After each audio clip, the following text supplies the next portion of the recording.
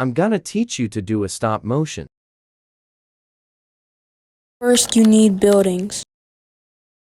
You also need a tripod. You can use Hot Wheels for cars. You also need to get Stop Motion Studio.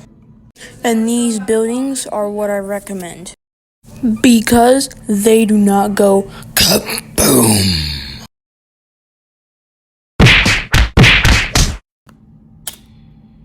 And these buildings are indestructible. Absolute cinema. And if you're new in Stop Motion Studio, go for frame rate of 5. Preferably, I go for a frame rate of 15. I'll show you how to animate Godzilla roaring and the tail moving, because they are both pretty hard. First, you need to make your scene.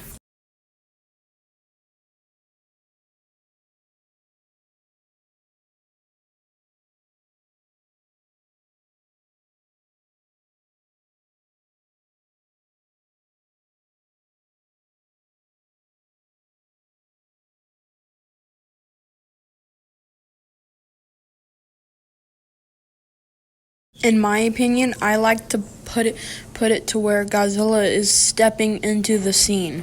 Literally. If you want to do that, you have to put the foot down and then about halfway angle it, and then when it's closer to the table or whatever you're on, you need to angle it again so it's on the ground. One thing you can also do is raise your tripod up to the head. What you want to do is raise the tripod, take a photo, raise your tripod, take a photo until it reaches the head. And when it's there, you can start to animate Godzilla roaring. And if you want to animate Godzilla roaring, you need to rotate his head in an O shape. And by the time it's kind of at the bottom, you need to open the mouth. And when it's in the middle, the mouth should be open fully, and then do like 3 or 4 rotations. And where the mouth started opening, that's where it should start closing.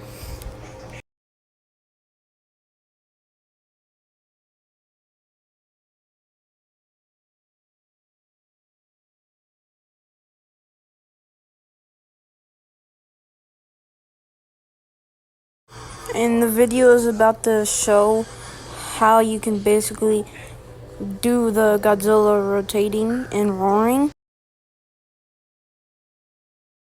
And yes, you can make Godzilla roar by just opening the mouth, and that's what I recommend for people who are just starting stop motion. This technique is kind of advanced, but if you start using it now, you could be better later.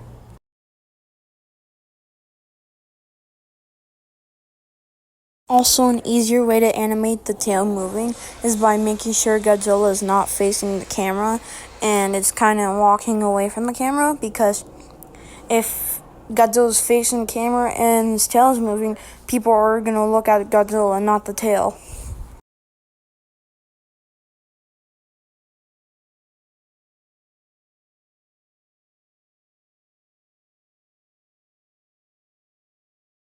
You can animate the tail from going from the left to the middle, back to the left, and then to the right, and then back to the left. You can also do the other way around.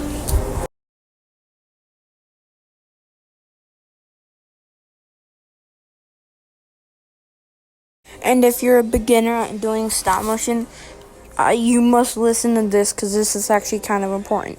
Do not animate Godzilla and the tail at the same time, because that is just a whole nother world and difference. It is too hard.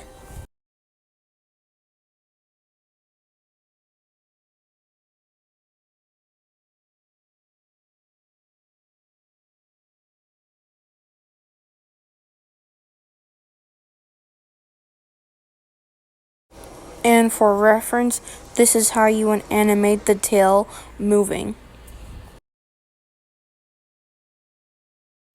And to make it actually look good, you can't just put the tail from the left or to the right or in random positions. You have to make the tail go at least left, middle, right, or right, middle, left. Make the tail do something. If you want it to wrap around a building or knock one over, you can do that. A tip for that is when the building falls over, lean it on the tail. But if you have a stand for figures, you can also use that too, so you can actually animate it knocking it over.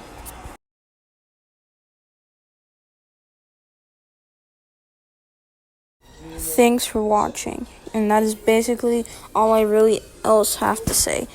And if this video gets 25 likes, I'll do a video teaching you how to edit your Godzilla videos. So yeah, thank you for watching the video. There's about a minute left, so if you want to watch that, you can, but bye-bye.